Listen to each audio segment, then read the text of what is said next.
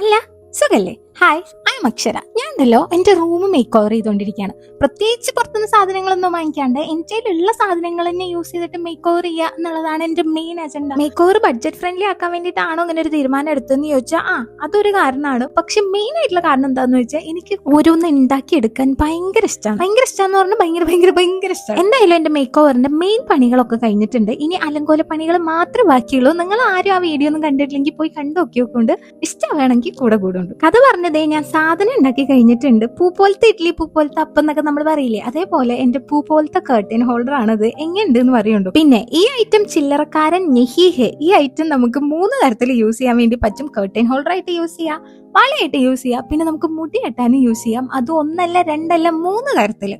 ഇതിൽ കൂടുതൽ തരത്തിൽ കെട്ടാൻ പറ്റുമെന്ന് വെച്ചാൽ എനിക്കറിയാൻ പാടില്ല, ചിലപ്പോൾ പറ്റുമായിരിക്കും.